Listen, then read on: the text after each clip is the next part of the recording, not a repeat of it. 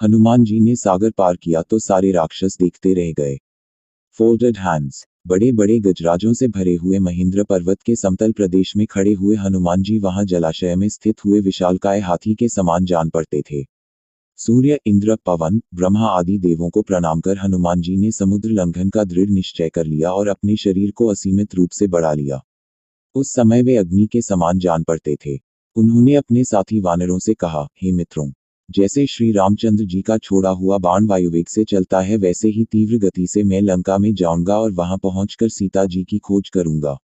यदि वहां भी उनका पता न चला तो रावण को बांधकर रामचंद्र जी के चरणों में लाकर पटक दूंगा। आप विश्वास रखें कि मैं सर्वथा कृतकृत्य होकर ही सीता के साथ लौटूंगा, अन्यथा रावण सहित लंकापुर को ही उखाड़ कर लाऊंगा। इतना कहकर हनुमान आकाश में उछले और अत्यंत तीव्र गति से लंका की ओर चले। उनके उड़ते ही उनके झटके से साल आदि अनेक वृक्ष पृथ्वी से उखड़ गए और वे भी उनके साथ उड़ने लगे। फिर थोड़ी दूर तक उड़ने के पश्चात वे वृक्ष एक एक करके समुद्र में गिरने लगे।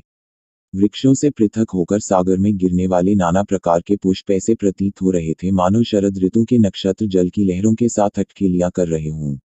तीव्र गति से उड़ते हुए महाकवि पवनसुत ऐसे प्रतीत हो रहे थे जैसे कि वे महासागर एवं अनंत आकाश का आचमन करते हुए उड़े जा रहे हैं।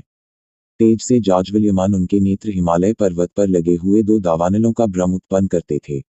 कुछ दर्शकों को ऐसा लग रहा था कि आकाश में तेजस्वी सूर्य और चंद्र दोनों एक साथ जलनिधि को प्रकाशित कर रहे हों। उनका लालकटी प्रदेश पर्वत के वक्षस्थल पर किसी गेरू के खान का भ्रम पैदा कर रहा था।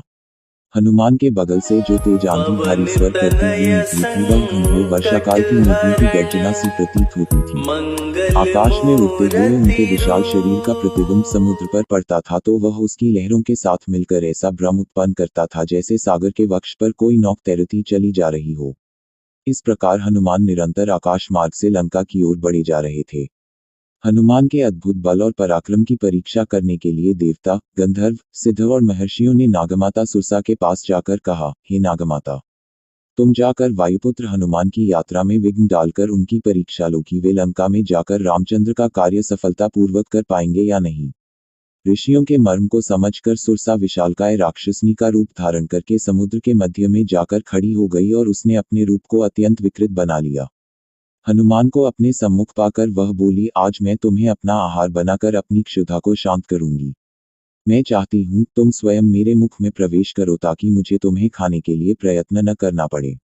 सुरसा के शब्दों को सुनकर हनुमान बोले, तुम्हारी इच्छा पूरी करने में मुझे कोई आपत्ति नहीं है, किंतु इस समय मैं अयोध्या के राजकुमार रामचंद्र जी के कार्य से जा रहा हूँ। उनकी पत्नी को रावण